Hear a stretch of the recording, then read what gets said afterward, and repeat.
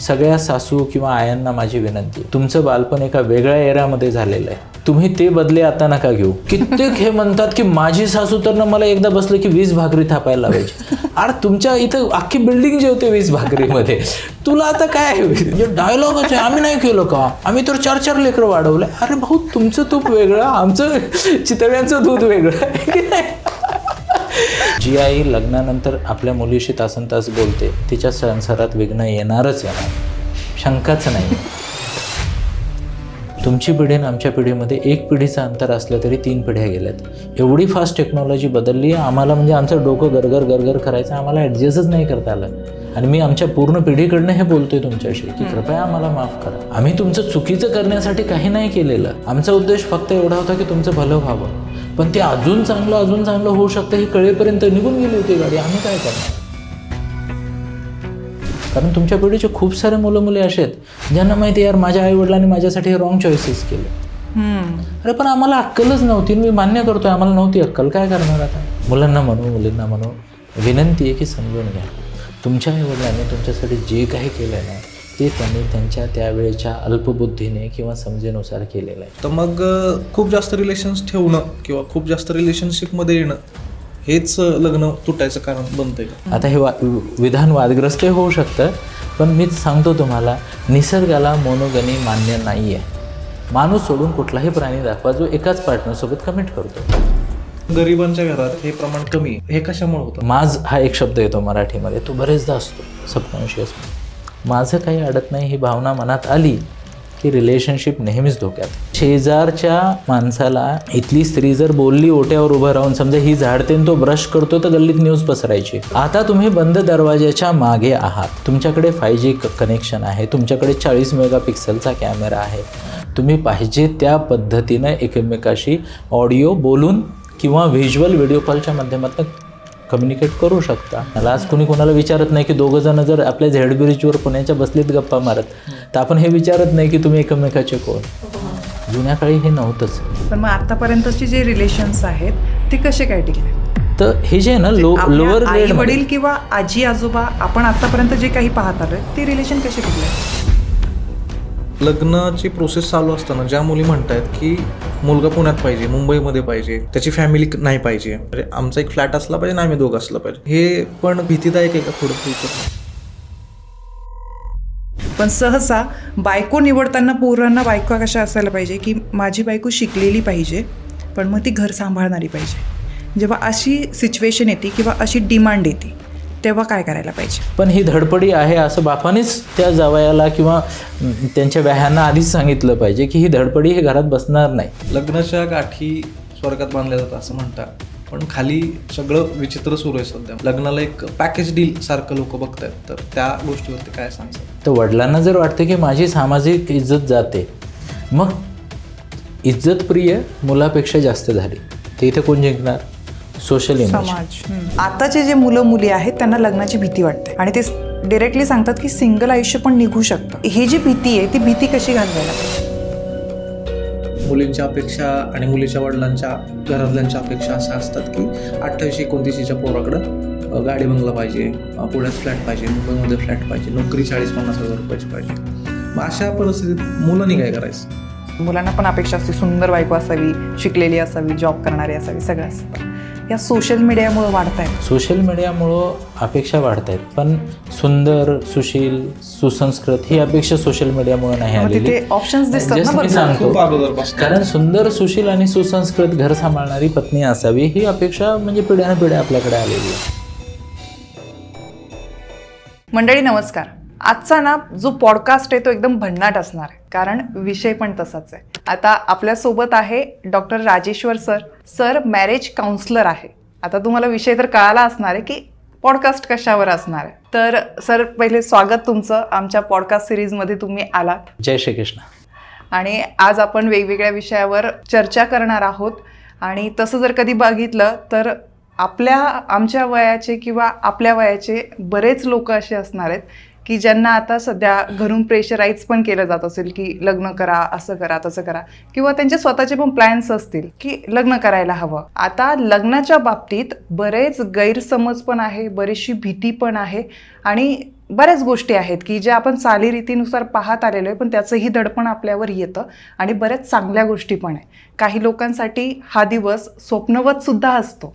आता ज्या काही गोष्टी असतात, जे काही संभ्रम आहेत, ज्या गोष्टींच्या बाबतीत आपल्याला खरंच या वयामध्ये मार्गदर्शन मिळायला पाहिजे, ते सगळं मार्गदर्शन आज आपल्याला या पॉडकास्ट सिरीजमध्ये मिळणार आहे. आणि 90s किंवा 90sच्या नंतरच्या ज्या मुलींची लग्न थांबलेली आहेत, ज्या मुलींना लग्नामुळे खूप जास्त प्रेशर येतं आहे, त्या मुलांसाठी हा पॉडकास्ट खूप जास्त महत्त्वाचा आहे. पूर्ण बघा. सरांचा परिचय मी करून देण्यापेक्षा सर स्वतःच त्यांचा परिचय करून देतील.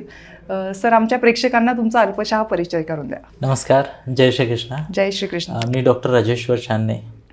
मी करिअर आणि बालक क्षेत्र, त्यासोबतच रिलेशनशिप काउन्सिलिंग हे माझं मेन काम आहे. या व्यतिरिक्त स्पिरिच्युअल आस्पेक्ट्समध्ये वारी करणे, माता नर्मदा परिक्रमा, जी की 3200 किलोमीटरची पायी परिक्रमा आहे, तो पण कमी वयात मला अनुभव आलेला आहे.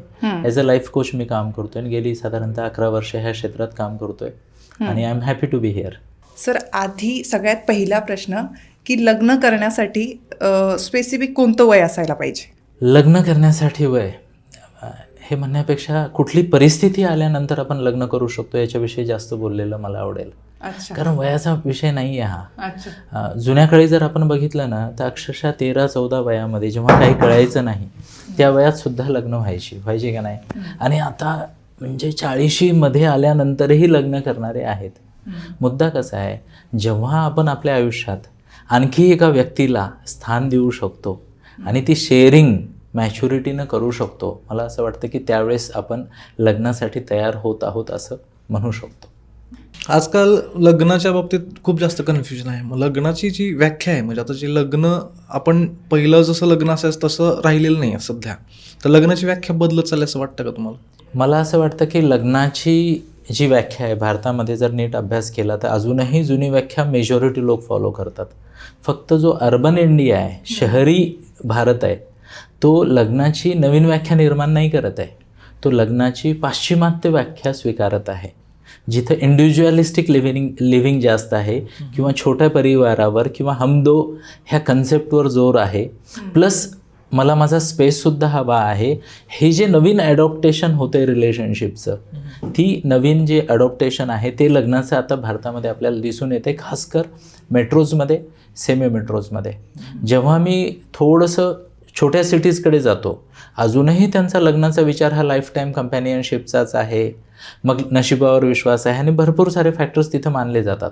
पण शहरी भागात नक्कीच पाश्चिमात्य विचारांचा जो प्रभाव आहे तो खूप मोठ्या प्रमाणात दिसून येतो आहे आणि ते ॲडॉप्टेशन होतं आहे.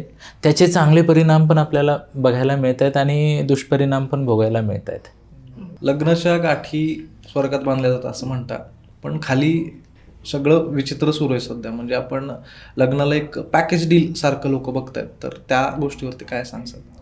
मला असं वाटतं लग्नाच्या गाठी स्वर्गात बांधल्या जातात हा जो कन्सेप्ट आहे ना, हा खूपच सुंदर कन्सेप्ट आहे.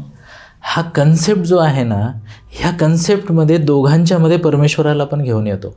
आणि जेव्हा दोघांच्यामध्ये परमेश्वर येतो आणि आपण असं म्हणतो की परमेश्वराने ह्या व्यक्तीला माझ्या आयुष्यात पाठवलेला आहे, तेव्हा आपला स्वीकारभाव खूप वाढतो. नशीब फार महत्त्वाची गोष्ट आहे. जे नशिबाला मानतात ना, त्यांचा ॲडजस्टमेंट कॉम्पोनंट, ॲक्सेप्टन्स कॉम्पोनंट खूप जास्त असतो. पण जेव्हा आता ह्या गाठी परमेश्वर नाही आहे, माझा चॉईस आहे वगैरे वगैरे, मग एक्सपेरिमेंट करूयात, ह्या गोष्टी आल्या ना की मग थोडंसं गडबड व्हायला सुरुवात होते. कारण जेव्हा माणूस स्वतःला करता म्हणतो, तेव्हा डिसिजन घेणे, मग डिसिजनची जबाबदारी, मग त्याचा मी जो जागृत झालेला मी आपल्याला दिसून येतोय, हा समोर येतो. मग गोंधळ व्हायला लागतात. आणि तुम्ही बरोबरच बोलतायत की आजकाल गोंधळ वाढलेले आहेत. आपण एक एक मुद्द्यावर चर्चा करूयात त्याच्याविषयी. आता यामध्ये जसं हा बोलला की लग्नाच्या गाठी परमेश्वराने बांधलेल्या असतात वगैरे, पण आताची जी परिस्थिती आहे ती परिस्थिती पाहता घरच्यांचं असं म्हणणं असतं की आपण असं करूयात, मग ती पत्रिका वगैरे बघणं वगैरे हा एक प्रकार असतो. त्यात जर कधी मुलांच्या बाबतीत बघितलं, ज्यांची लग्न वगैरे, मग त्यांचं म्हणणं असंही असतं की घरच्यांनी बघितलं आहे, झालं आहे लग्न, त्यांचीही घटस्फोट होत आहेत. कारण सध्या भारतात घटस्फोट खूप जास्त प्रमाणात वाढले आणि स्वतः मुलं चूज ज्याला करतात, ज्याला आपण लव्ह मॅरेज म्हणतो, तर त्यांचेही घटस्फोट वगैरे असं होतं. मग आपण कशावरनं असं म्हणणार की ह्या सगळ्या गाठी वरतून बांधून आलेल्या आहेत म्हणून? विषय कसा आहे माहिती आहे का, घटस्फोट, मी पहिली गोष्ट तर सांगतो, आपल्याला जो भारत दिसतो आहे आणि ओव्हरऑल जर भारताचा डेटा बघितला तर अजूनही घटस्फोटाचं प्रमाण आपल्याकडे खूप कमी आहे. हे आपण मान्य केलं पाहिजे. फक्त होतं कसं, काही गोष्टी वारंवार हायलाईट केल्या जातात. तर भारत नाही आहे. भारत म्हणजे अजूनही आपल्याकडे ॲडजस्टमेंटची वृत्ती आहे. आपली जी आधीची पिढी आहे त्यांना फॅमिली प्रिन्सिपलवर त्यांनी आपल्याला वाढवलेलं आहे, तुम्हालाही वाढवलेलं आहे, तुम्ही यंग आहात. पण ही गोष्ट खरी आहे की अर्बन इंडियामध्ये डेफिनेटली घटस्फोटाची वाढ होते. आणि त्याची मुळं कुठे आहेत माहिती आहे का? त्याची मुळं स्कूल डेजच्या ब्रेकअपमध्ये आहेत, कॉलेज डेजच्या ब्रेकअपमध्ये आहेत. इमॅजिन, म्हणजे आजकाल मी चाइल्ड काउन्सिलिंगमध्ये पण आहे, विद्यार्थ्यांना करिअर स्टडीचं गायडन्स करतो. आणि मी जेव्हा शाळेतल्या विद्यार्थ्यांना बघतो, 9वी-10वीच्या विद्यार्थ्यांचे 2-2 ब्रेकअप झालेले असतात. काही जण अल्पशा डिप्रेशनमध्ये जातात, 2-3 महिने थोडंसं उदास राहतात, कमबॅक करतात. पण काय होतं, बाय द टाईम त्यांना मॅच्युरिटी यायला लागते ना, कुठंतरी त्यांचं सुप्त मन आहे ना, ते तयार झालेलं असतं. हा पार्टनर गेला तर दुसरा मिळेल, आपल्याला काळजीचे कारण नाही. आणि जेव्हा ही भावना तुमच्या सबकॉन्शियसला असते, तो सेक्युअर फील करतो. पार्टनरसोबत आपण टिकलो तरी, नाही टिकलो तरी. आणि जर तो सेक्युअर फील करतोय म्हणजे काय, आपण ऑप्शन आहे ह्या माइंडसेटमध्ये फिरत असतो, डील करत असतो. थोडंसं मागे जाऊया. आता आजपासून एक 25 वर्ष आधीची मानसिकता काय होती. म्हणजे मी मराठी पिक्चर बघायचो त्या काळचे, आणि तिथं तो बाप सांगायचा रडत बिडत, म्हणजे ती माहेरची साडी वगैरे, हे पिक्चर आपण पाहिलेले. तो बाप म्हणायचा, पोरी आता तिकडे चालली ना, आता त्या दारातनं तुझी आरती सुटली पाहिजे, आता तुझ्याकडे सगळे डोअर्स ब्लॉक झालेत. मग काय होतं, ती त्या माइंडसेटमध्ये जाते. अच्छा, त्या पोरालाही चॉईस नाही आहे, तो पुरुष जरी असला त्यालाही चॉईस नाही आहे. आणि जेव्हा आपण डोअर क्लोज केलेले आहेत तेव्हा ॲक्सेप्टन्स, एक्सप्लोरेशन ह्या गोष्टी डेफिनेटली वाढतात आयुष्यामध्ये. आणि मी जे अभ्यास केला आहे ना, तर एवढी वर्षांनी मी शेकडो लोकांना मॅरेज काउन्सिलिंग केलेली आहे. मला एक लक्षात येतं की मॅरेजमध्ये तुम्हाला जेव्हा पुढे जायचं आहे ना, तर सगळ्यात महत्त्वाचा विषय हा आहे की तुम्ही पुढच्याच्या आणि स्वतःच्या पर्सनॅलिटीमध्ये जो डिफरन्स आहे ना, त्याला कसा मॅनेज करता किंवा ॲक्सेप्ट करून कसं पुढे जाता, तो मेन विषय आहे. म्हणजे आत्ता सध्या आत्ताच्या जनरेशन्समध्ये खूपच जास्त, म्हणजे जसं तुम्ही म्हणताय की 2-3 ब्रेकअप झालेले असतात. मग आता सगळ्यांचीच रिलेशनशिप्स आहेत सध्या. म्हणजे आमच्या एजच्या 90च्या मुलांमध्ये आणि आत्ताच्या मुलांमध्ये रिलेशनशिप जो काउंट होतं तो खूप जास्त डिफरन्स आहे. तर मग खूप जास्त रिलेशन्स ठेवणं किंवा खूप जास्त रिलेशनशिपमध्ये येणं हेच लग्न तुटायचं कारण बनतं आहे का? मी तुम्हाला ह्या प्रश्नाचे 2 टप्प्यात कदाचित उत्तर देईन. पहिली गोष्ट तर की खूप जास्त रिलेशनशिप असणे, हे बघ, आपण सोशल ॲनिमल आहे आणि we should have so many relationships. पण ॲट द सेम टाईम आपलं जे काही सबकॉन्शियस प्रोग्रामिंग झालेलं आहे, ज्या संस्कारात आपण वाढतो आहे, इथं काही नाती फार मोठ्या प्रमाणात नसतात. आई एक, बाबा एक, बरोबर आहे, हे आपण ऐकलं आहे. आई 2 कदाचित, एक सावत्र आई वगैरे. सावत्र बाबा ही कन्सेप्ट आत्ता आपल्या पुण्यात आलेली आहे, बरोबर आहे. पण आधी हा कन्सेप्ट नव्हता, बरोबर आहे. त्यामुळे काय व्हायचं की लोकांचे गोंधळ फार नाही व्हायचे. मल्टिपल रिलेशनशिपमध्ये सगळ्यात महत्त्वाची गोष्ट, जे सगळ्यात मोठं नुकसान मला जाणवतं, ती माणसाची इन्सिक्युरिटी आहे. ज्या माणसाने मल्टिपल इन्सिक्युरिटीज पाहिल्या ना, म्हणजे तुम्ही बघा तुमच्या पिढीमध्ये इंडिव्हिज्युअल बँक बॅलन्स, मोबाईलचा पासवर्ड वेगळा, माझ्या गोष्टी काही तुला माहिती आहेत, तुझ्या गोष्टी काही मला माहिती आहेत. मला असे कित्येक कपल माहिती आहेत ज्यांना आपल्या पार्टनरचं सध्याचं बॅलन्स किंवा सेविंग्स काय आहेत माहीत नाही आहे. And they are married for like 5 years, 7 years, 10 years. म्हणजे काय, इथे हा जो गोंधळ होतो आहे, म्युच्युअल ट्रस्ट नाही आहे. का ट्रस्ट नाही आहे? त्याला बॅकग्राऊंड आहे, सोशल बॅकग्राऊंड. आधी ज्याला म्हणतो ना, लग्न तुटायचे कधी, पहिल्या 2-3 वर्षात. आता 40sमध्ये लग्न तुटत आहेत, 50sमध्ये तुटत आहेत, 60ला आले तरी वेगळा विचार करणारी लोक आहेत, वेगवेगळी कारणं आहेत. आणि मुद्दा हाच होतो की जेव्हा आपण मल्टिपल पार्टनर्सचा विचार करतो तेव्हा इन्सिक्युरिटी खूप वाढते. मग माणूस डिफेन्सिव्ह राहतो. आणि रिलेशनशिपमध्ये दोघं किंवा दोघांपैकी एक जरी डिफेन्सिव्ह असेल ना, त्या रिलेशनशिपला लॉंग टर्ममध्ये पीसफुली पुढं जाणं अवघड होतं. म्हणजे मला दिसते असं नाही आहे, नॉर्मली सोशल मीडियावरती बऱ्याच ह्याच्यावरती जे हाय प्रोफाईल्स घर आहेत, म्हणजे जे खूप जास्त श्रीमंत आहेत, त्यांच्यातच हा जास्त प्रमाण आहे ह्याचं. म्हणजे डिवोर्सचं जास्त प्रमाण किंवा म्हणा किंवा सोशली ते एक्सेप्ट करतात की मल्टिपल पार्टनर्स निवडणे, तसं गरिबांच्या घरात किंवा जो कॉमन मॅन आहे मिडल क्लास त्यांच्यात हे प्रमाण कमी आहे. तर हे कशामुळे होत असेल? आता आपण दोन्ही तिन्ही टप्पे बघूयात. सगळ्यात आधी सगळ्यात वरचा लेअर जो आपल्याला दिसून येतो म्हणजे अतिशय गर्भश्रीमंत किंवा मोठी लोक वगैरे वगैरे, तिथल्या खूप साऱ्या ह्याच्यात तर ह्या ट्रान्झॅक्शन्स ह्या बिझनेस ट्रान्झॅक्शन्स आहेत, रिलेशनशिप वगैरे. म्हणजे let's go first to Bollywood. बॉलिवूडमध्ये शरीर आणि रिलेशनशिप करन्सी आहे आणि आपल्याला नेटफ्लिक्स वगैरेच्या माध्यमातून खूप काही बघायला मिळते. त्यामुळं डेफिनेटली मन पोल्यूट होतं. दुसरी गोष्ट आहे, जे श्रीमंत आहेत पण त्यांचा ह्या मीडिया वगैरे किंवा अशा ह्याच्याशी संबंध नाही आहे, तिथे ते वाढलेत कसे? त्यांचं जे अपब्रिंगिंग आहे ना ते तू माझा भाग आहेस, मी आहे, तुला काय काळजी आहे वगैरे, हा जो शब्द बघूयात. माझ हा एक शब्द येतो मराठीमध्ये, तो बरेचदा असतो सबकॉन्शियसमध्ये. माझं काही अडत नाही ही भावना मनात आली की रिलेशनशिप नेहमीच धोक्यात आहे. म्हणजे माणसाला वाटलं पाहिजे की यार ह्या माणसाशिवाय माझं म्हणजे देर इज समथिंग मिसिंग, अधूर आपण म्हणतो ना, तसं तो कॉम्पोनंट असला पाहिजे. आता मजेदार गोष्ट, खूप खाली जाऊया. लोअर इकॉनॉमिकल स्टेटसमध्ये काय होतं माहिती आहे, म्हणजे आपल्याकडे ज्या मेड्स वगैरे येतात ना त्यांच्या त्या बऱ्याचशा मेडला सवती आहेत. म्हणजे काय, तिथे पण गोंधळ आहे, वेगळ्या पद्धतीचा गोंधळ आहे. कारण काय, मुळातच आपण जनावर आहेत. पॉलिगनी नावाचा आणि मोनोगनी नावाचा जो कन्सेप्ट आहे, मोनोगनी म्हणजे सिंगल पार्टनर ठेवणे, पॉलिगनी म्हणजे मल्टिपल पार्टनर ठेवणे. आता हे विधान वादग्रस्त होऊ शकतं, पण मी सांगतो तुम्हाला, निसर्गाला मोनोगनी मान्य नाही आहे. माणूस सोडून कुठलाही प्राणी दाखवा जो एकाच पार्टनरसोबत कमिट करतोय. जीन्समध्येच नाही आहे आपल्या जीन्समध्ये पुरुषाच्या असो का स्त्रीच्या असो. पुरुषाला काय पाहिजे, मॅक्झिमम ठिकाणी माझे अपत्य व्हावेत. स्त्रीला काय पाहिजे, स्ट्रॉंगेस्ट जीन्स जेवढे मिळाले तेवढे चांगलं. सगळ्याच ह्याच्यात होतं. म्हणजे कुठंतरी आपण कितीही सुसंस्कृत झालो तरीही आपल्या माइंडला माहिती आहे की मी इथं पृथ्वीवर आलो आहे माझे जीन्स पास करायला. तीच तर सायन्सची थेअरी आहे. मग काय होतं, हे जिथं शिक्षणाचा अभाव आहे, गरिबी आहे, तिथे हे दारू वगैरे व्यसन येतात. मग त्या बाया त्यांच्या नादी लागत नाहीत. प्लस त्या मुलींनी आपल्या आईला आयुष्यभर दिवसभर राबलं, संध्याकाळी बापानं दारू पिऊन येऊन मारलं आणि त्याने काही व्यभिचार केला तरी आईनं चुपचाप हे केलं. मॅक्झिमम काय सुसाईड अटेम्प्ट केलं. म्हणजे ह्या लोअर इकॉनॉमिक स्टेटसमध्ये सुसाईड अटेम्प्ट्स खूप मोठ्या प्रमाणात होतात. पण मग आतापर्यंतचे जे रिलेशन्स आहेत ते कसे काय टिकलेत? तर हे जे आहे ना लोअर आई वडील किंवा आजी आजोबा आपण आतापर्यंत जे काही पाहत आलोय ते रिलेशन कसे टिकलेत? हां, आता त्या तिथे मी जे म्हणालो ना की सुरुवातीला आपण जे बोललो की स्वर्गातल्या गाठी किंवा ॲक्सेप्टन्सचा भाव. आणि अजून एक महत्त्वाची गोष्ट मी तुम्हाला सांगू इच्छितो, जुन्या काळच्या रिलेशनशिपमध्ये पती पत्नीच्या आयुष्यात पती आणि पत्नी हे एकमेकाच्या आयुष्यात 10-12% वर त्यांचं प्रपोर्शनच नव्हतं.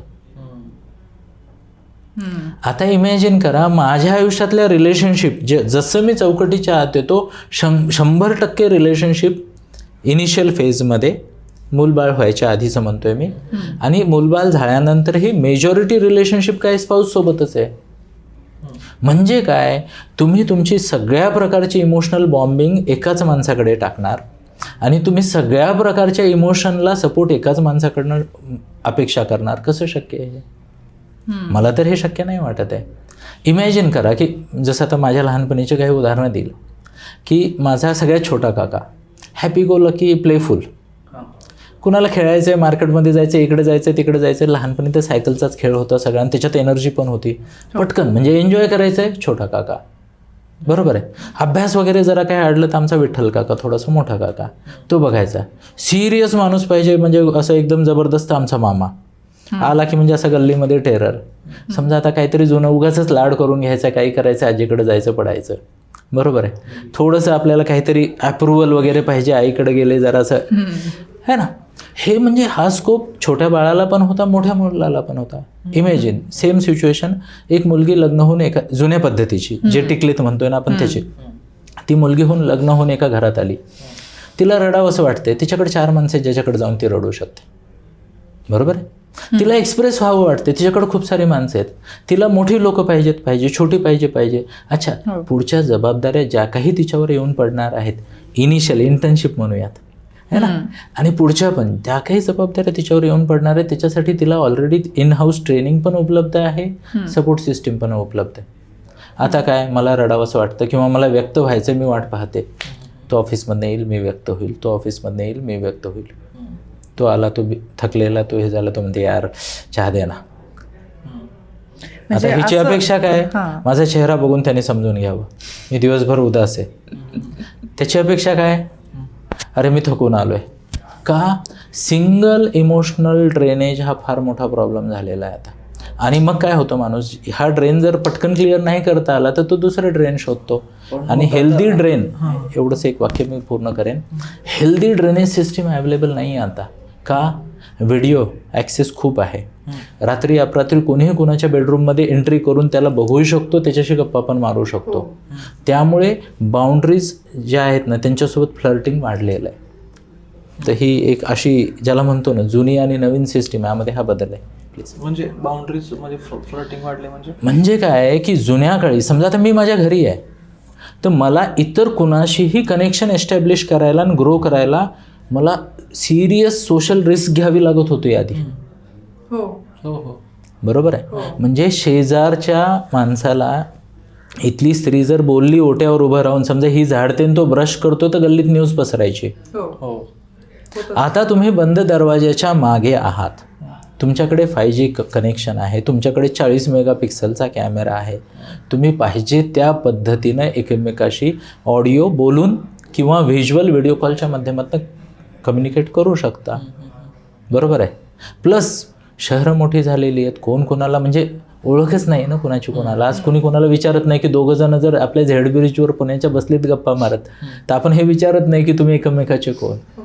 जुन्या काळी हे नव्हतंच. त्यामुळं एक तर संस्कारांचं बंधन, सोशल सिस्टीमचं बंधन, प्लस ज्याला म्हणतो ना ॲव्हेलेबल इकोसिस्टीममध्ये जे सपोर्ट सिस्टीम ॲव्हेलेबल होती, त्यामुळं एक्स्ट्रा सपोर्टची गरज नसणे, अशा मल्टिपल कॉम्बिनेशनमध्ये ते टिकायचं. मग त्या स्त्रीला किंवा पुरुषाला समजा बायकोशी पटलंच नाही तरी काय, त्याचे 70-80 कदाचित 90% बाकी सोशल कनेक्शन स्मूथ चालू आहेत ना, त्याच्या गरजा पूर्ण होत आहेत. मग हिला रुसलेलीला मनवायला स्कोप आहे. इथं काय, आयदर शटडाऊन, कर्फ्यू. मग यामुळे पण घटस्फोटाचं कारण वाढत असेल का? निश्चितच. आणि मग आता ज्या मुलींना म्हणजे मी जे काही प्रश्न विचारतो ते सगळे मुलांच्या बाजूने विचारणार आहे. म्हणजे जे मला वाटते, मी आजूबाजू जे माझे मित्र बघितलेले आहेत, माझ्यापेक्षा मोठे माझ्यापेक्षा छोटे, सगळ्या मुलांना जे प्रश्न सध्या पडत आहेत ते सगळे आपण याच्यात कव्हर करणार आहे. मग आता लग्न बघताना लग्नाची प्रोसेस चालू असताना ज्या मुली म्हणत आहेत की मुलगा पुण्यात पाहिजे, मुंबईमध्ये पाहिजे, तो मुलगा एकटा राहतोय, त्याची फॅमिली नाही पाहिजे, म्हणजे आईवडील जवळ नसले पाहिजेत जवळ. जास्त करून मी खूप मित्रांकडून ऐकलेले माझ्या की मुलींची जास्त अपेक्षा अशी असते की आम्ही दोघंच असलं पाहिजे, म्हणजे आमचा एक फ्लॅट असला पाहिजे आणि आम्ही दोघं असलं पाहिजे.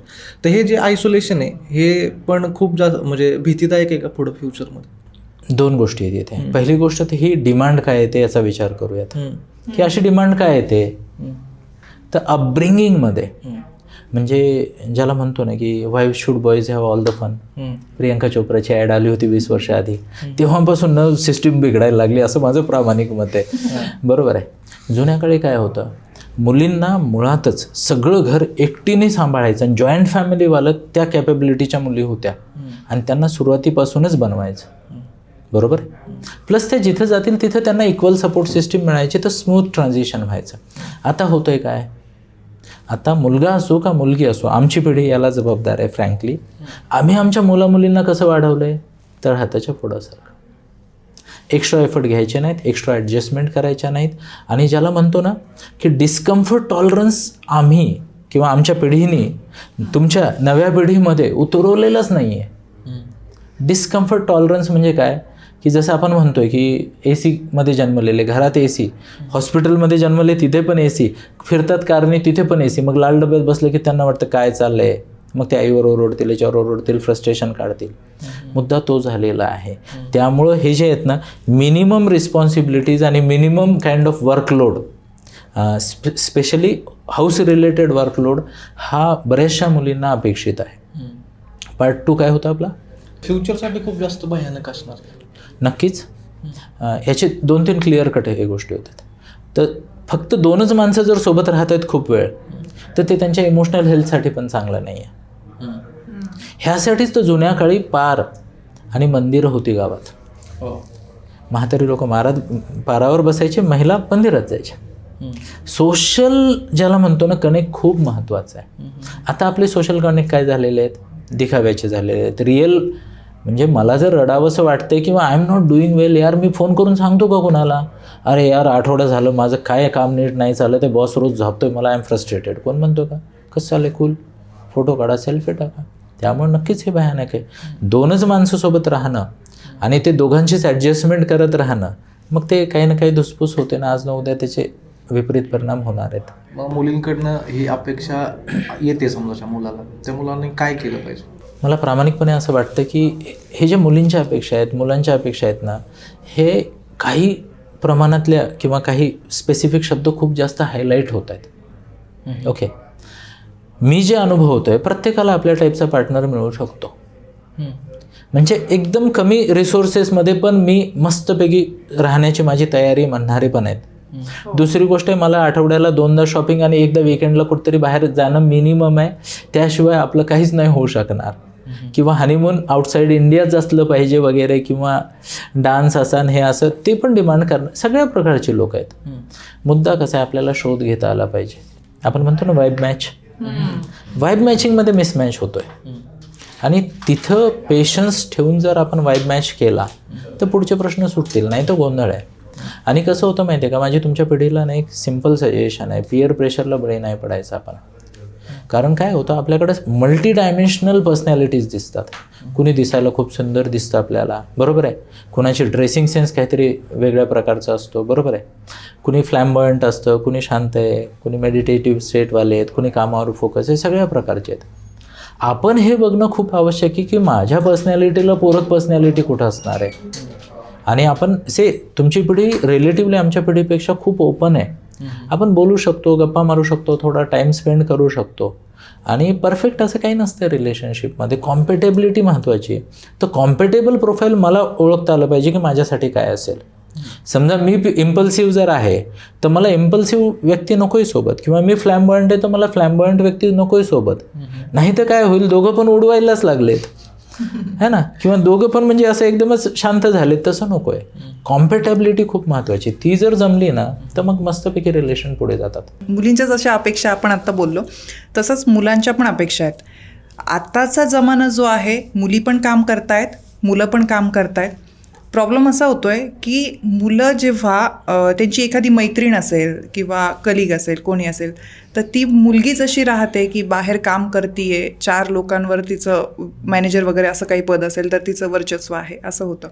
पण सहसा बायको निवडताना पोरांना बायको कशा असायला पाहिजे की माझी बायको शिकलेली पाहिजे, पण मग ती घर सांभाळणारी पाहिजे. जेव्हा अशी सिच्युएशन येते किंवा अशी डिमांड येते, तेव्हा काय करायला पाहिजे? माझा तर फार सरळ स्पष्ट सल्ला आहे की प्रत्येक मुलीने आपल्या करिअरचा किंवा आपल्या भावी आयुष्याचा दृष्टिकोन काय तो फार क्लिअर केला पाहिजे. म्हणजे तुम्ही म्हणालात की मुलीने घर सांभाळावं, संस्कार सांभाळावं, अशी अपेक्षा करणारे पण आहेत. माझ्याकडे अशा कित्येक केसेस आहेत की नवरा बायको रिलेशनशिप काउन्सिलिंगला आलेत कॉन्ट्रॅक्ट घेऊन. आमचं आधीच ठरलं होतं की एकाच मुलावर थांबायचं, दुसरं झालं तर त्याची जबाबदारी ही घेणार. अशी केसेस मी हँडल केलेल्या आहेत. मुद्दा नाही, म्हणजे कसं होतं, ट्रान्झॅक्शन रिलेशनशिपला ट्रान्झॅक्शन मानणारी लोक पण आहेत. तर मुलीने क्लिअर असलं पाहिजे की माझा आयुष्याप्रती दृष्टिकोन काय. पण मग यात याला जोडून यात पॅरेंट्स पण असं करतात की खूप चांगलं घरदार तर तुला बघून दिलं जातं ना, मग काय गरज आहे जॉब करायची, किंवा कायच गरज आहे करिअर वगैरे ह्या गोष्टींवर फोकस करायची. म्हणतोय तर मग घरी राहा किंवा मग वर्क फ्रॉम होम मिळेल असं काहीतरी कर. मग तिथे त्या पोझिशनला किंवा त्या सिच्युएशनमध्ये मग तिचे जे काही स्वतःचे स्वप्न आहे किंवा करिअर वगैरे ह्या गोष्टी आहेत, मग तिथे काय करायचं, कसा निर्णय घ्यायचा? नाही, मुद्दा कसा आहे, पालकांना पण इथे मी विनंती करेन आणि तुमच्या पिढीच्या सगळ्या यंगस्टर्सला पण विनंती करेल की जेव्हा आपल्या लग्नाचा विषय येतो घरात, आधी ते कम्युनिकेशन क्लिअर असलं पाहिजे पॅरेंट्समध्ये आणि त्या मुलामध्ये की माझ्या आयुष्याकडनं, मी आता आयुष्य शब्द वापरला, जोडीदार पण नाही आणि करिअर पण नाही, आयुष्याकडनं काय अपेक्षा आहे, what output I am looking forward from my life, त्यावर एकदा आपण जर विचार केला व्यवस्थित, मग आपण एक ज्याला म्हणतो ना की एक थोडंसं चार्ट आऊट करू शकतो, काय काय गोष्टी निगोशिएबल आहेत, काय नाही निगोशिएबल, आणि त्या प्रॉपरली जर कम्युनिकेट केल्या तर ही अडचण येत नाही. बरेचदा काय होतं माहिती आहे का, मुलींना पण ज्याला म्हणतो ना की प्रेशर वाढायला लागलं, मग त्या प्रेशरमध्ये काही ना काही ॲक्शन्स रिॲक्शन्स होत राहतात. बऱ्याच मुली तर फ्रस्ट्रेशनमध्ये हो म्हणून टाकतात, म्हणजे आईवडील मागे लागलेले असतात, अरे यंदा तर करायचं का, मग ती 2 वर्ष ऑलरेडी नाही म्हणते, मग ती म्हणते तुम्ही करा. त्यापेक्षा कसं आहे, हा संवाद खूप महत्त्वाचा आहे. आपल्याकडे पॉईंट्स क्लिअर असले पाहिजे की माझे हे 2-3 पॉईंट नॉन निगोशिएबल आहेत.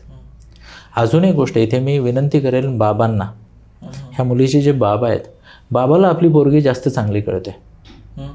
ओके, कारण मुली वडिलांकडे जास्त व्यक्त होतात. बाबांनी थोडं मुलीची पर्सनॅलिटी बघून तिला पण थोडंसं गाईड केलं पाहिजे की आयुष्यामध्ये तुझ्या ह्या प्रायोरिटी असल्या पाहिजे किंवा ह्या गोष्टी. करिअर, एक इमॅजिन की एक मुलगी आहे आणि आउटस्पोकन मुलगी आहे, बरोबर आहे, आउटस्पोकन मुलगी आहे आणि तिला बाहेर जायला व्यक्त व्हायला आवडतं, तर बोलणं सुरू करतानाच ती पहिली कंडिशन असली पाहिजे की ही घरात बसणार नाही. हां, तुमच्या घराला शोभेल अशा जे काही बेसिक रिक्वायरमेंट आहेत सांस्कृतिक वगैरे त्याला टिकमार्क करेल, पण ही धडपडी आहे असं बापानेच त्या जावयाला किंवा त्यांच्या व्याह्यांना आधीच सांगितलं पाहिजे की ही धडपडी हे घरात बसणार नाही. असं जेव्हा आपण एक्सपेक्टेशनचं किंवा मी जो शब्द वापरला नॉन निगोशिएबल पॉईंट्स एकदम क्लिअर करतो ना, तेव्हा मजा येते.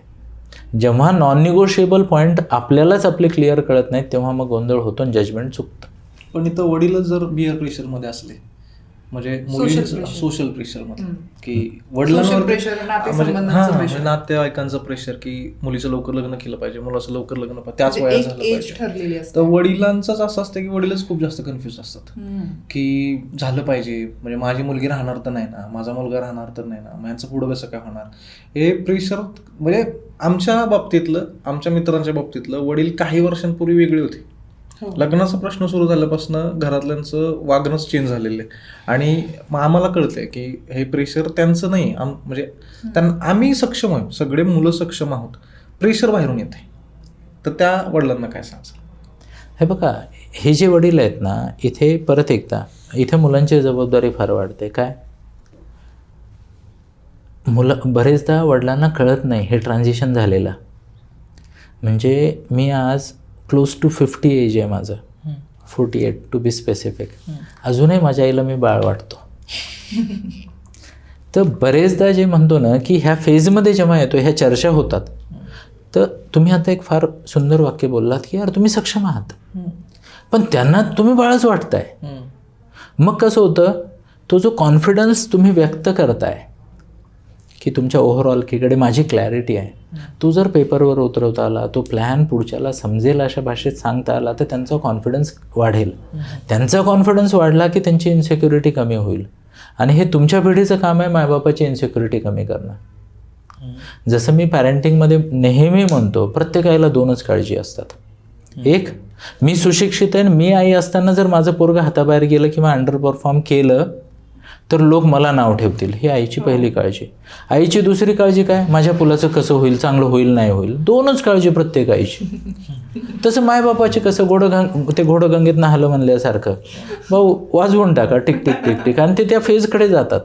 आणि लेट्स अंडरस्टँड गॅप किती मोठा आहे. म्हणजे माझं लग्न किती वयाला झालं हे जर मी सांगितलं, तुम्ही म्हणाल माझा बालविवाह झाला आहे. म्हणजे आज माझी मुलगी अडल्ट आहे, बरोबर आहे, आणि माझ्याकडे बघून बरेच जण म्हणतात की वाटत नाही का, अरे बुवा आम्हाला कॉलेजमधनं आल्याच कुरियात सदा मंगलम करून टाकलं आमचं. आणि तिथं कसं ते कन्सेप्ट समजून घेऊया. 23 वर्षाचा मुलगा आहे ना, राट झालाय है ना, मॅच्युअर दिसायला असं म्हणायचे आमच्या काळात, बरोबर आहे.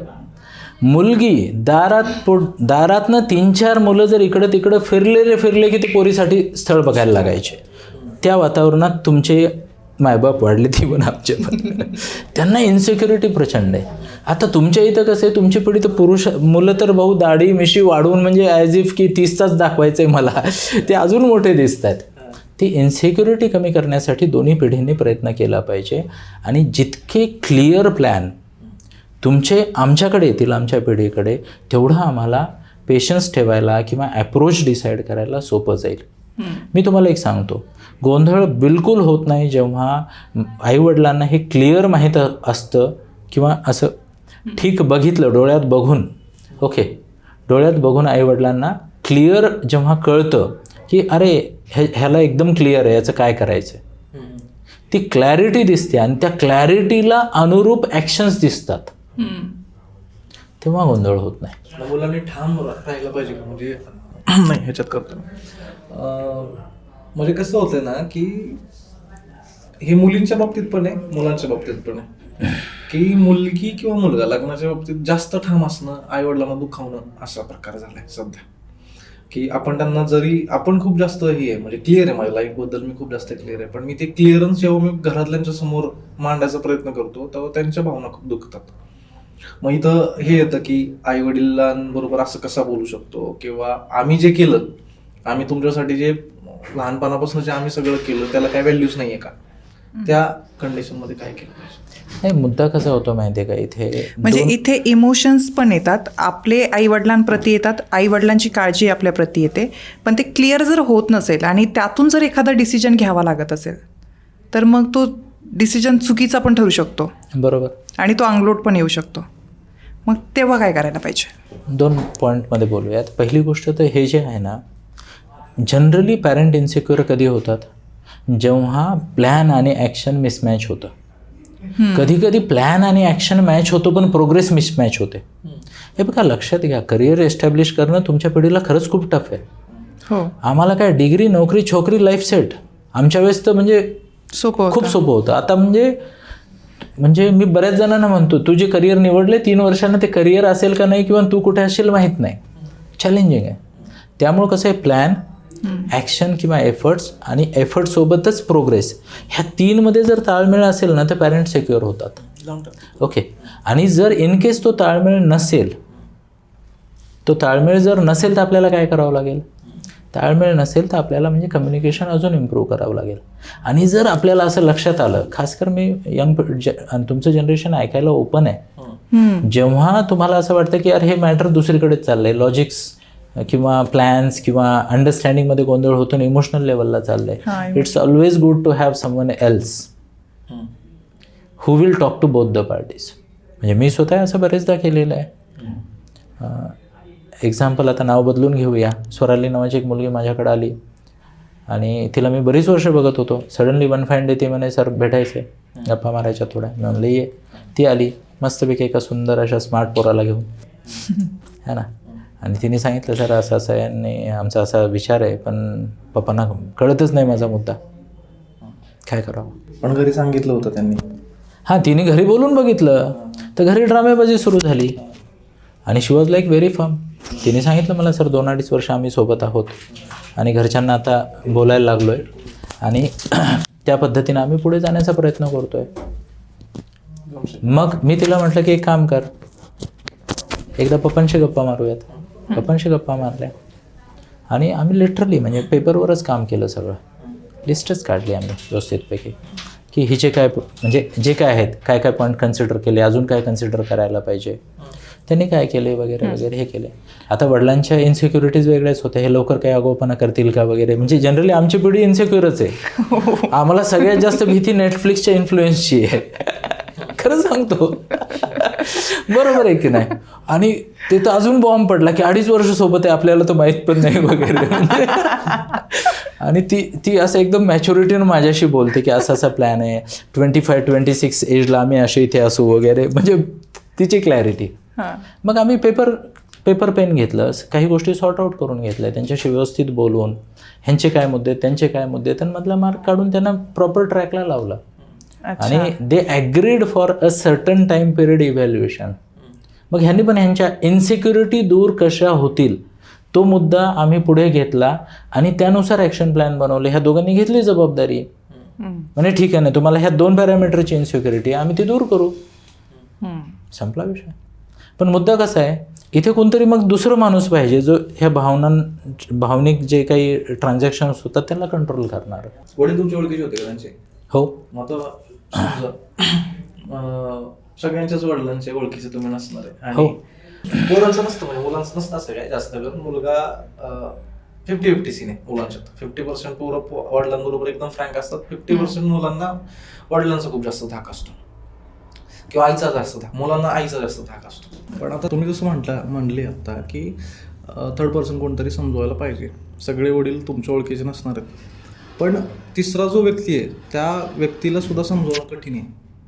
अशा कंडिशनमध्ये काय करायचं? म्हणजे समजवायला नाहीच आहे, म्हणजे वडिलांना समजवणं इतपत कोणाची हिंमत नाही, किंवा आपण त्या माणसाला घेऊन वडिलापर्यंत जायची आपल्यात हिंमत नाही. तिथं काय केलं पाहिजे? इथे सगळ्यात महत्त्वाची गोष्ट ही आहे की आपण समजून घेतलं पाहिजे. म्हणजे जो कोणी आता ह्या नवतरुण किंवा नवतरुणी आहेत त्यांना तो निर्णय घ्यायचा आहे. आयडियली त्यांनी आमच्यासारख्या एखाद्या प्रोफेशनलला अप्रोच व्हायला पाहिजे. बरोबर आहे. म्हणजे आम्ही त्यांना त्यांचा मुद्दा काय आहे तो व्यवस्थित अक्रॉस द टेबल कसा ठेवता येऊ शकतो त्या गोष्टीविषयी बोलू शकतो. लक्षात घ्या, ह्युमन ट्रान्झॅक्शनमध्ये ना हायर एंड इमोशन्स नेहमी जिंकतात. इमोशन्स प्रत्येकालाच आहेत, पण ज्याची भावना तीव्र आहे, तीव्रता जास्त आहे ज्या भावनेची, ती भावना जिंकते. आता इमॅजिन की इंटरकास्टचा विषय जर आपण घेतला तर वडिलांना जर वाटतं की माझी सामाजिक इज्जत जाते, मग इज्जतप्रिय मुलापेक्षा जास्त झाली, तर इथे कोण जिंकणार? Social image. सोशल इमेज जिंकणार, मग ते मूल हारणार. तीव्रता, आणि ही तीव्रता कमी करता येऊ शकते. कशी? कम्युनिकेट करून. मग त्यासाठी ज्याला म्हणतो ना माइंड प्रोग्रामिंग, आता हे आमचे सायकोलॉजीचे गेम्स आहेत. पण जर तुम्हाला असं वाटतंयच, समजा गृहीत धरा की कोणीतरी एक मुलगा आहे आणि त्याला असं वाटतं यार मला माझी परफेक्ट मॅच भेटलेली आहे, सोशल मिसमॅच असू शकतो but we are perfect match for each other, probably ते आमच्यासारख्या काही लोकांशी संपर्क करू शकतात, प्रोफेशनलशी सल्ला घेऊ शकतात आणि आपला मुद्दा अक्रॉस द टेबल कसा मांडायचा जेणेकरून त्या पिढीला कळेल, म्हणजे आमच्या पिढीला कळेल. असं काही ना काही आपल्याला सिस्टीम काढावी लागेल, त्याशिवाय नाही होत. कारण नॉन निगोशिएबल फॅक्टर्स जे असतात ना त्यांना एक तर ॲक्सेप्ट करावं लागतं. एक्झाम्पल, आता मी माळकरी आहे तर मी नॉनव्हेज वगैरे खात नाही, मला ते चालत नाही. नॉन निगोशिएबल, माझ्या घरात नॉन निगोशिएबल, लहानपणापासून सांगितलं त्यामुळे कोणी उपद्व्याप करत नाही. बरोबर. पण हे जर आधीच कम्युनिकेट नाही केले, नवीनच म्हणजे मी खेळायला उतरलो आहे आणि मी डिफेन्स केला आणि नंतर त्यांनी सांगितलं वन टप्पा आउट, तर कसं चालेल? तर नॉन निगोशिएबल पॉईंट्स हे पॅरेंट्सनी ॲक्च्युली मुलं 12-15 वर्षाचे असतात ना तेव्हापासूनच सांगायला पाहिजे की बेटा ह्या बाउंड्रीज आहेत, त्याच्यामध्ये काय उड्या मारायच्या उड्या मारा, याच्या बाहेर जाणं मी अलाउ नाही करणार. तर तो पुढचा प्रश्न येत नाही. पण जर ऑलरेडी पुढे गेलेत, मग ज्याला म्हणतो ना टोकाची भूमिका न घेता पण माइंड मॅनेजमेंट कशी करायची, नॉन निगोशिएबल पॉईंटला ज्याला म्हणतो निगोशिएबल कसं बनवायचं, ह्याच्या भरपूर साऱ्या टेक्निक आहेत, त्या आपण वापरू शकतो. पालकांबद्दल आपण बरंच काही बोललो. आता यावर असं पण आहे की मुलांबद्दल आणि मुलींबद्दल बोलूयात.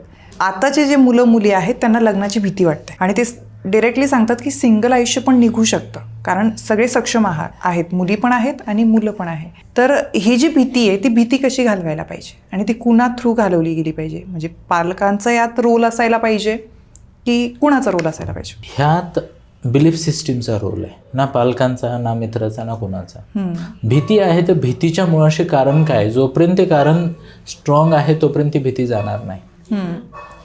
आता एक्झाम्पल, काही जणांना काय वाटतं की लग्न केलं की माझं फ्रीडम जाणार.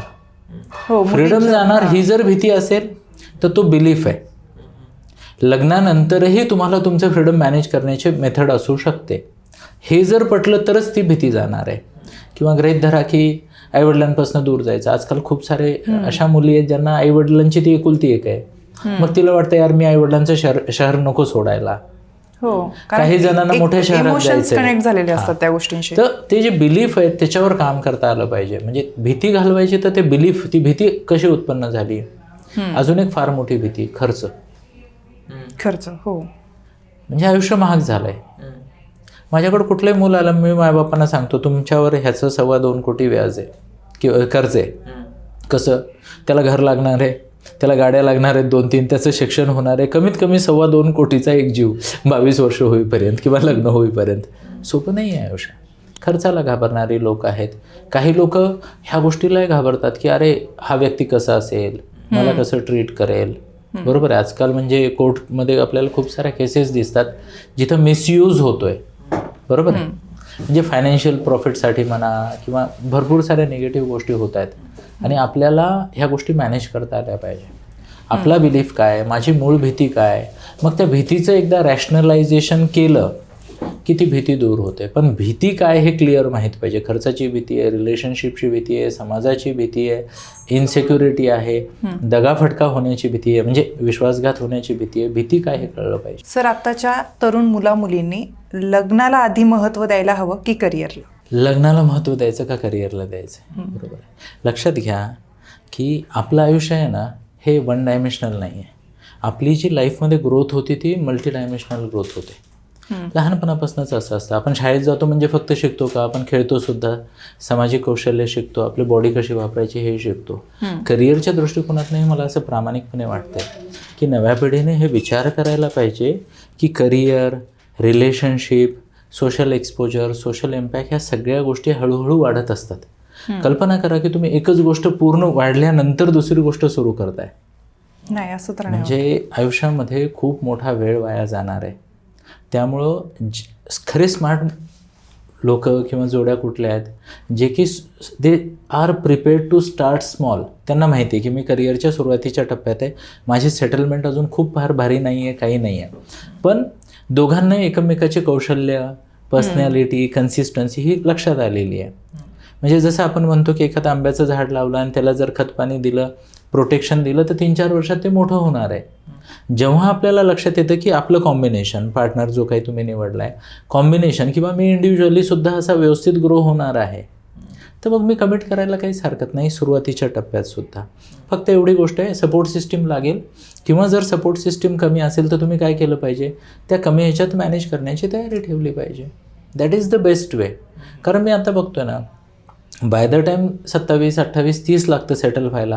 पुण्यासारख्या शहराचा विचार केला किंवा आजकाल ज्याला म्हणतो ना महागाई खूप वाढलेली आहे. हो. मग काय होतंय की सेटल होईपर्यंत तुमचा आयुष्याचा जो मेन पॅच आहे तो निघून जातो. लक्षात घ्या. म्हणजे मनुष्य एकमात्र असा जीव आहे जो वयात आल्यानंतर तेवढेच वर्ष वेट करतो फॅमिली एक्सटेन्शनसाठी. दुसरीकडे कुठेही होत नाही आहे. मग काय होतं, ह्याचे सगळे तुमच्या भावनिक डेव्हलपमेंटवर, तुमच्या रिलेशनशिपवर, लॉंग टर्म कमिटमेंटवर, सगळ्या गोष्टीवर फरक पडतो. So I have a simple suggestion. जशी तुमच्या करिअरला सुरुवात होते त्याच्या 1-2 वर्षानंतर तुम्ही रिलेशनशिपला पण, कमिटेड रिलेशनशिपला सुरुवात करायला पाहिजे, ज्याला आमच्या पिढीत आम्ही लग्न म्हणायचो. पण हे सगळं लव्ह मॅरेजवाल्यांसाठी होतं की अरेंज मॅरेजवाल्यांसाठी? अरेंजसाठी पण होऊ शकतं.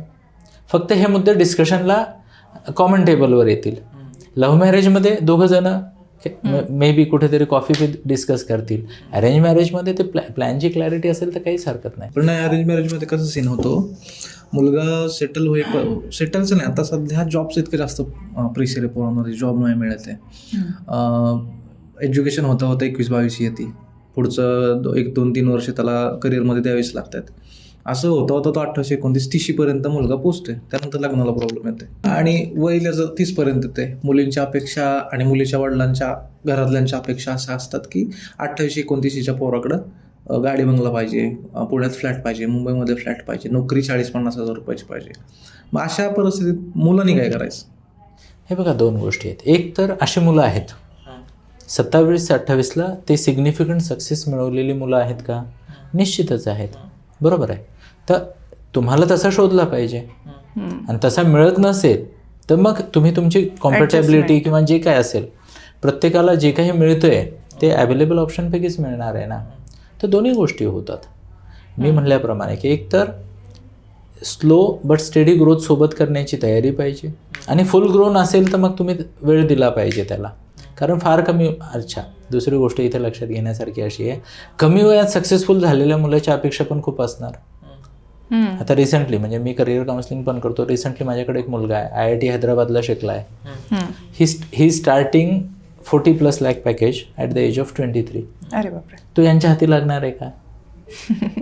हा पण विषय आहे ना. पण यांना तोच पाहिजे. हां, मग काय, मुंगेरी लाल के हसीन सपने बघत बसा. नाही, रियालिटी आहे. माणसाने रियालिटी चेक केला तरच हे चांगलं होणार आहे. 2-3 पद्धती आहेत. इफ यू आर एक्सेप्शनल किंवा तुमचा घरचा काही व्यवसाय, बॅकअप सिस्टीम चांगली आहे, तुम्ही त्या प्लॅटफॉर्मवरनं सुरू करणार ना, बरोबर आहे का नाही. एक्झाम्पल, तेंडुलकरचा मुलगा, तो काय असं गल्लीतल्या कोचिंगमध्ये गेला असेल का? नाही. म्हणजे त्याने हातात बॅट धरली, ती गॉड ऑफ क्रिकेटनीच त्याला धरवली आणि जे काही बॉल टाकला, बॅट टाकली, त्याला सुरुवातीपासून मिळालं. तुमचा प्लॅटफॉर्म काय, तिथून तुम्ही किती उडी मारू शकता हे आपण आपलं चेक केलं पाहिजे, तरच व्यवस्थित निर्णय होतो. अपेक्षा प्लॅटफॉर्म एवढा आहे आपला, आपण इथून उडी मारणार नाही होणार. वास्तविकतेची जाण खूप आवश्यक आहे या गोष्टीमध्ये. मग ह्या ज्या काही वाढत्या अपेक्षा आहेत, मुलांच्या बाबतीतल्या पण आहेत आणि मुलींच्या बाबतीतल्या पण आहेत. मुलांना पण अपेक्षा असते सुंदर बायको असावी, शिकलेली असावी, जॉब करणारी असावी, सगळं असतं. या सोशल मीडियामुळे वाढतायत. सोशल मीडियामुळं अपेक्षा वाढत आहेत, पण सुंदर, सुशील, सुसंस्कृत ही अपेक्षा सोशल मीडियामुळे नाही मग आलेली. तिथे ऑप्शन्स दिसतात ना Just मी भरपूर. सांगतो, खूप अगोदरपासून. कारण सुंदर, सुशील आणि सुसंस्कृत घर सांभाळणारी पत्नी असावी ही अपेक्षा म्हणजे पिढ्यानपिढ्या आपल्याकडे आलेली आहे. आता त्याच्या पलीकडे पण अपेक्षा वाढलेल्या आहेत. बरोबर आहे. म्हणजे ट्रेंडिंग असू म्हणजे ट्रेंडी ज्याला म्हणू शकतो ना, त्या गोष्टीची असू शकते, कमाईची अपेक्षा असू शकते, किंवा वेगवेगळे एक्सपेरिमेंटेशन म्हणा, किंवा फ्लॅम्बंट लाईफसाठी सुटेबल जोडी. मग आपण मोठमोठी स्वप्न बघूया, जग फिरूया, अशी मजा करूया, तशी मजा करूया, ह्या गोष्टी डोक्यात खूप भरतात. इवन मी तुम्हाला एक सांगू का, रॉंग सेक्शुअल एक्सपेरिमेंट पण बरेच लोक करतायत ऑफ लेट. मग काय होतं, म्हणजे आता आपण बघतोय ना सोशल मीडियावर आजकाल 5G कनेक्शन आणि याच्यामुळे खूप काही उपलब्ध आहे. अज्ञान आहे, पण रिपीटेड जर एखादी गोष्ट दाखवली तर असंही सहज शक्य आहे असं वाटतं लोकांना. एक्झाम्पलमध्ये ते काहीतरी एक पिक्चर आला होता जिथं वाईफ स्वॅप केला है ना, तसं पण होतंय. किंवा चुकीच्या पद्धतीने शरीर संबंध ठेवले जात आहेत. भरपूर सारे ज्याला म्हणतो ना, हा पण एक वेगळा विषय होऊ शकतो, जे गोंधळ होतात नव्या पिढी. महाराष्ट्रात होतं हे सगळं. हो, तुम्हाला पुढचं सांगतो, कोल्हापूर, सांगलीला खूप होतं. अरे आता बापरे. बघा, माझ्याकडं केसेस आहेत. कसं होतं माहिती आहे का, इन्फॉर्मेशन म्हणजे एखाद्या कुठल्या तरी छोट्याशा खेड्यात पण तुम्हाला सगळी इन्फॉर्मेशन, सगळा ॲक्सेस आहे, बरोबर आहे. आणि माणसाला एखादी कल्पना वाटली मला ट्राय करायची किंवा असं काहीतरी असावं, मग काय करणार. आणि काय काय दाखवलं जातं आहे आपल्याला, म्हणजे आपण कितीही ॲडव्हान्स असलो आणि कितीही काही पाहिलं तरी खूप काही आहे जे आजूबाजूला बघायला मिळते. आणि कुणाला काय एक्सपोजर मिळतोय आणि रिपीटेड एक्सपोजर मिळतोय, त्यातून त्याची मानसिकता बनते ना. आता ह्या सगळ्या झाल्या समस्या. एखादं नातं टिकवण्यासाठी आताच्या काळात, कारण आपण जर पाहिलं तर घटस्फोटाचं प्रमाण फार जास्त वाढलेलं आहे, एवढं की वर्षभरामध्ये घटस्फोट होत आहेत. एखादं नातं टिकवण्यासाठी कोणत्या गोष्टी महत्त्वाच्या आहेत? सगळ्यात आधी तर कुठलंही नातं जर तुम्हाला टिकवायचं आहे ना, तर पर्सनॅलिटी असेसमेंट खूप महत्त्वाची आहे.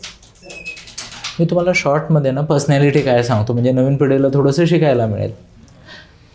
बेसिकली 4 प्रकारचे लोक असतात. एक आहे डॉमिनंट, त्याला सिच्युएशनवर कंट्रोल पाहिजे, ठीक आहे. दुसरं आहे इन्फ्लुएन्शियल. इन्फ्लुएन्शियल म्हणजे काय, त्याला अटेन्शन पाहिजे, त्याला प्रेज पाहिजे, त्याला किंवा तिला. तिसरं काय, सोशल ॲनिमल, त्याला खूप सारे मित्र, मैत्रिणी वगैरे, म्हणजे आणि सगळ्यांना खुश ठेवण्याचा प्रयत्न करणारा, कुणाचा फोन कॉल मिस झाला तरी लगेच कॉल बॅक देणार वगैरे, आणि त्या प्रकारचा. आणि चौथी पर्सनॅलिटी प्रोसेस ओरिएंटेड, त्यांना सगळं डिटेलमध्ये जायचं. मग हे इथं का ठेवलं आहे, हे असंच का, ते तसंच का, सगळे, म्हणजे तो क्वेश्चन बँक घेऊन फिरणारा माणूस. 4 प्रकारच्या पर्सनॅलिटी, हा झाला एक पार्ट. दुसरा पार्ट खूप महत्त्वाचा आहे, habits. Say I am an early riser, मी 3:30लाच उठतो. नाव इमॅजिन, माझी बायको जर 6ला उठली तर मला वाटतं ती उशिरा उठते. रिलेटिव्हिटी आहे ना इथे, बरोबर आहे का नाही. मग सवयीच्या पण असतात. काही लोक अति डिसिप्लिनवाले असतात, काही हॅपी गो लकी असतात, काही नॅचरली फिट असतात, काही एफर्ट घेतात, काही आळशी असतात. खाण्यापिण्यात सगळ्या सवयी. तो एक ब्रॅकेट आपल्याला समजता आला पाहिजे. एक आहे पर्सनॅलिटीचा ब्रॅकेट, एक आहे सवयीचा ब्रॅकेट. तिसरा आहे फ्युचरकडे बघण्याचा दृष्टिकोन, लाईफ कसं जगायचं. कुणी म्हणते यार डोक्याला तकतक नको, ओम चॅन्टिंग करूया, मेडिटेशन करूया, शांत बसूया.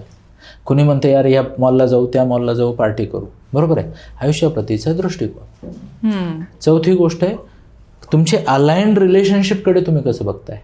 अलाइन्ड रिलेशनशिप म्हणजे काय, मी, मग माझे आईबाप, तू म्हणजे तुझे आईबाप, ओके, प्लस अजून काही क्लोज फ्रेंड पण असू शकतात, ते पण आपल्या लाईफचे पार्ट आहेत. प्रत्येकाच्या आयुष्यात 3-4 नमुने असतात, 3 इडियट्स, ते पण तुमच्या सिस्टीमचा पार्ट आहे. मग तुम्ही त्यांना कसं मॅनेज करताय. अजून एक गोष्ट आहे, पैशाप्रती तुमचा दृष्टिकोन काय. कारण समजा आता एक फॅमिली आहे, मोजून मापून खर्च करणारे, आणि दुसरी ठीक आहे रे बेटा घे, ओके ओके करणारे. आता हे तिकडं आलं, मग गोंधळ होतात. हे 4-5 मुद्दे आहेत ना, नीट अभ्यासले आणि कुणीतरी एकाने किंवा दोघांनी ॲडजस्ट करून जर मध्यमार्ग काढला ह्या 4 मुद्द्यावर, तर बाकीचा कुठलाही मुद्दा फार मोठा होत नाही.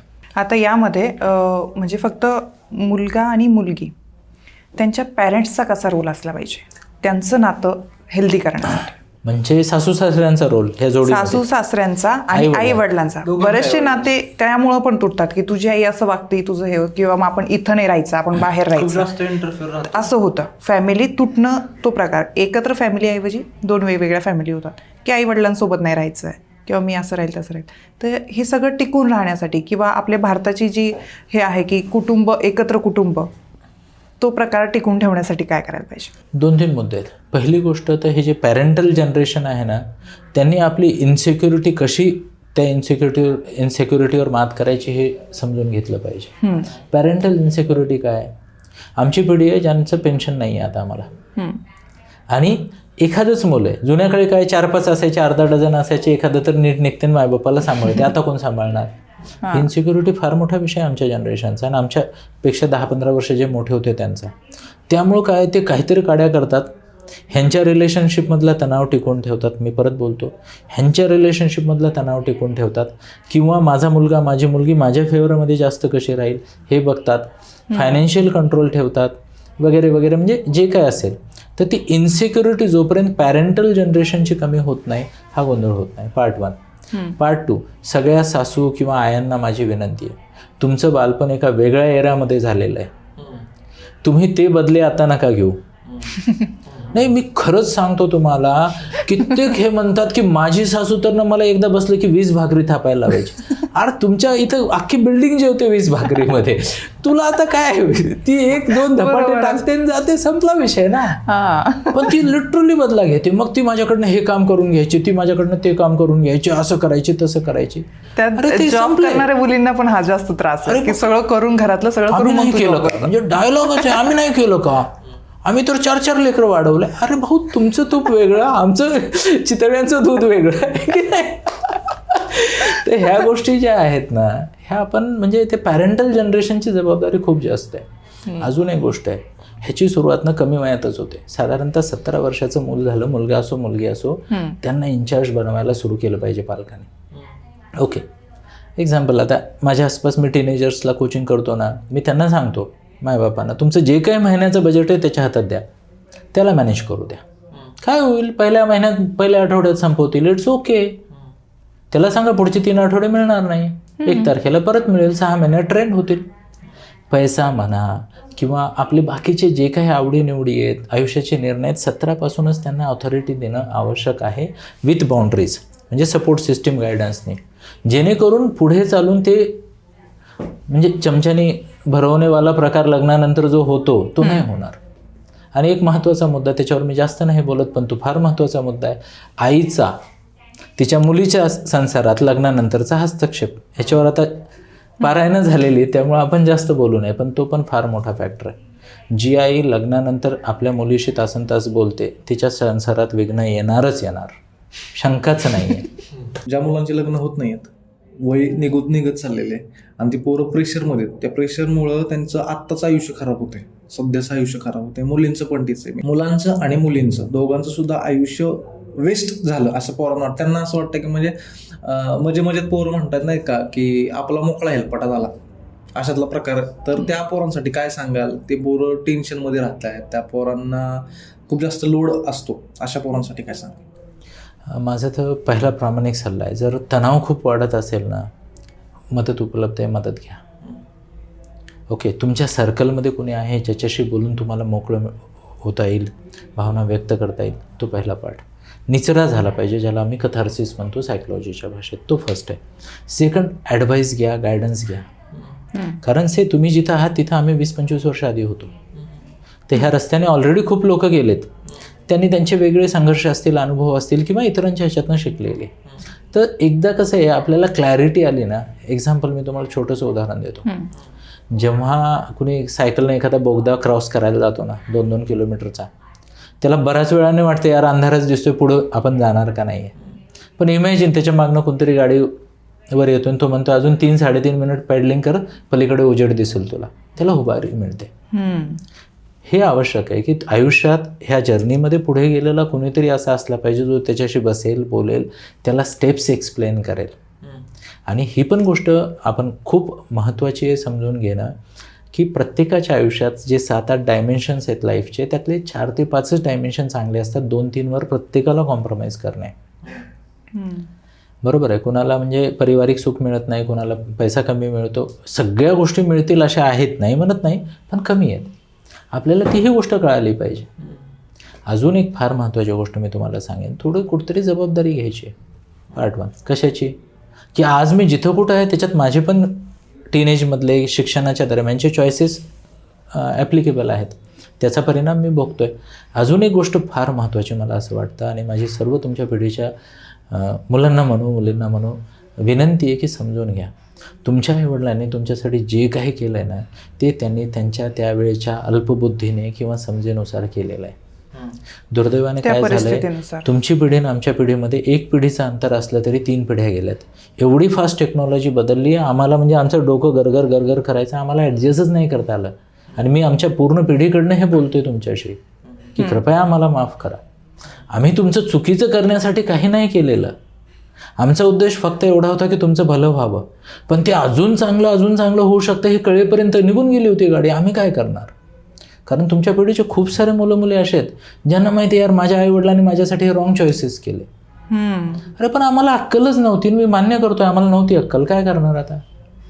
तर त्यांनाही माफ करायचं. प्लस टीनेजमध्ये मला अक्कल नव्हती म्हणून मी चुका केल्या, ते मान्य करायचं, भोगायचं थोडंसं 2-4, 5-7 वर्ष, आणि एक फास्ट आणि एक चांगला कमबॅक करायचा आयुष्यात. शक्य आहे, थोडा वेळ लागतो.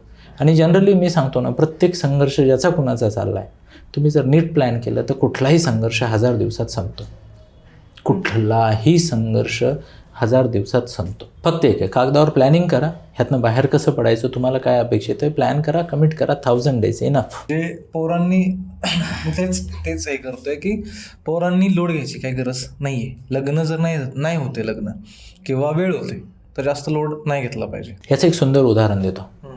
कल्पना करा की तुम्ही साताऱ्याला चाललात, मी साताऱ्याला चाललो, मॅडम पण साताऱ्याला चालल्यात, आणि आपण तिघांनी सकाळी सकाळी गृहीत धरा की 8 वाजता एकमेकाला कॉल केला, ग्रुप कॉल. तुम्ही मॅडमला विचारलं की मॅडम साताऱ्याचा प्लॅन पक्का आहे? ओके. मला विचारलं पक्का आहे. तुम्ही विचारलं मला मी कुठे आहे? मी म्हटलं खंबाटकीत. ओके. मी तुम्हाला विचारलं तुम्ही कुठे आहेत? साताऱ्यात जस्ट पोहोचतोय. मॅडम घरीच आहेत अजून. मॅडम अजून घरीच आहेत. कल्पना करा, ह्या अजून निघालेल्या नाही आहेत, तुमचा प्रवास पूर्ण होत चाललेला आहे, आणि मी अर्ध्या प्रवासात घाटाच्या टॉपवर मस्त निसर्ग बघतोय. प्रत्येकाची लाईफ जर्नी वेगळी आहे, प्रत्येकाची लाईफ जर्नीमधली जी स्पीड आहे ती पण वेगळी आहे, आणि आपल्याला हे स्वीकारलं पाहिजे की मी वेगळ्या गतीनं वेगळ्या टाईम फ्रेममध्ये चाललो आहे. माझा टाईम फ्रेम, पुढच्याचा टाईम फ्रेम ॲब्सोल्यूट वेगळा आहे. हे लक्षात आलं की ॲक्सेप्टन्स सोपं होतं. कारण हे उदाहरणं बघा, माणूस वेगळा आहे, प्रत्येकाचं आयुष्य वेगळं आहे. KFC वाल्याचं उदाहरण बघा, त्याच्या लाईफचा पहिला सक्सेस 64 एजला मिळाला त्याला. हो. आणि इथं 13-17व्या वर्षी स्टार्टअप करणारी मुलं आहेत, म्हणजे तो फेल नाही झाला. अजून एक KFC बाजूला ठेवा, अक्षय खन्ना. हो. 20 वर्षांनी क्लिक झाला, आणि कसल्या डॉन हिरोंना कच्चा खाल्ला राव त्याने, आहे की नाही? प्रत्येकाचा आपला वेळ असतो. मला तर वाटतंय नव्या पिढीने अक्षय खन्नालाच लक्षात ठेवायचं, वेट करा आपला क्लिक होण्याची, पेशन्स ठेवायला पाहिजे. शोजमध्ये, सिरियल्समध्ये एक्स्ट्रा मॅरिटल अफेअर जे आहे ते नॉर्मलाइज करायचा जास्त प्रयत्न होतोय, आणि खूप जणांचे संसार ह्याच्यामुळे तुटत आहेत. हा ट्रेंड म्हणायचा आपण की लोकांनी जास्त एक्सेप्ट केले त्या गोष्टीला, आणि हे कितपत योग्य आहे आणि अयोग्य असलं तर काय त्याचे परिणाम दिसत आहेत का? मी थोडंसं वेगळ्या दृष्टिकोनात याचं उत्तर देऊ इच्छितो. सध्या समाजात जे काही चालू आहे, मला असं प्रामाणिकपणे वाटतंय की असा समाज घडावा म्हणून ह्याचे प्रयत्न सुरू 20 वर्ष आधी झालेत, आणि जाणीवपूर्वक हा समाज असा घडवला जातोय. लक्षात घ्या, मागच्या 20-30 वर्षात काय बदललं आहे. समाजामध्ये इंडिपेंडन्सला जोर द्यायला लागला आहे. त्यामुळं काय होतं, एक घर जे 30,000 चालू शकतं ते 90,000 चालतंय. खर्च वाढलेत. जेवढा इंडिपेंडंट माणूस तेवढं काय होतंय, खर्च वाढतात, कंपन्यांना ग्रोथला स्कोप होतो. प्लस इंडिपेंडंट माणसाची सपोर्ट सिस्टीम छोटी असते. बरोबर आहे. सपोर्ट सिस्टीम छोटी असल्यामुळे त्याची कॉर्पोरेट्सवर डिपेंडन्सी वाढ येते. माझी प्रत्येकाला विनंती की आजूबाजूला हे जे काही नॉर्मलाइज करण्याचा प्रयत्न चालला आहे ना, तो तुमच्या एक्सप्लॉयटेशनसाठीचं ज्याला म्हणतो ना ग्राउंड वर्क आहे. हा अवेअरनेस फार महत्त्वाचा आहे. आता तुमचा प्रश्न की एक्स्ट्रा मॅरिटल अफेअर्स खरंच वाढलेत का, तर उत्तर आहे हो. मी तुम्हाला सांगतो, पुणे भारतात नंबर 3वर आहे, बँगलोर नंबर 1वर आहे, दिल्ली कॅपिटल दिलवालो की दिल्ली, मोठ्या प्रमाणात एक्स्ट्रा मॅरिटल अफेअर्स होतात. आणि याची काही बेसिक कारण आहे. ते एक तर सहवास जास्त आहे. कोणी कुणाला कधी पण उठलं की भेटू शकतं, बोलू शकतं, चॅट करू शकतं. प्रायव्हसी तर खूप जास्त उपलब्ध आहेत. ओके. आणि trend top of the mind आहे ना. काय होतं, प्रत्येकाला काय दिसतंय स्क्रीनवर बघताना की यार एक्स्ट्रा मॅरिटलमध्ये मजा जास्त आहे. जनरली पती पत्नी कसे दाखवले जातात स्क्रीनवर, भांडणारे, किरकिर करणारे, एकमेकाला न समजून घेणारे. आणि लव्ह अफेअरमधला पार्टनर कसा आहे, the best person in the world. मग कुठेतरी सबकॉन्शियसची प्रॉब्लेम होतात आणि खरंच यामुळे संसारांना आग लागते का, तर नक्कीच लागते. सर, तुम्ही आमच्या पॉडकास्टमध्ये आला, तुमचा खूप जास्त वेळ आम्हाला दिला, त्याबद्दल तुमचं खरंच खूप धन्यवाद. धन्यवाद. आणि आपण आता इथं थांबत नाही होत. आपली खूप जास्त प्रश्न अजून बाकी आहेत. तुमचे कुणाचे जर प्रश्न ह्याच्या व्यतिरिक्त काय असले तर कमेंटमध्ये आम्हाला नक्की विचारा. आणि सरांची काही मदत लागली तर सरांची कॉन्टॅक्ट डिटेल्स आपण डिस्क्रिप्शनमध्ये देणारच आहोत. त्यांना तुम्ही कॉल करून त्यांची मदत घेऊ शकता. आणि टेन्शन घेऊ नका भावांनो, आयुष्य खूप मोठे. आजचा विषय पण तसा होता. आणि बरेच प्रश्न, जसं हा म्हटला की बऱ्याच प्रश्नांची उत्तरं मिळाली आहेत आणि बरेच प्रश्न बाकी आहेत. आपण तुमचे जर प्रश्न असेल तर तुम्ही कमेंट करा. आपण सरांना परत बोलवूयात आणि परत एखादा पॉडकास्ट अरेंज करूयात. आणि आनंदी राहा. पॉडकास्ट कसा वाटला ते कमेंट करून नक्की सांगा आणि पाहत राहा द रायझर शो. थँक्यू. जय श्रीकृष्ण.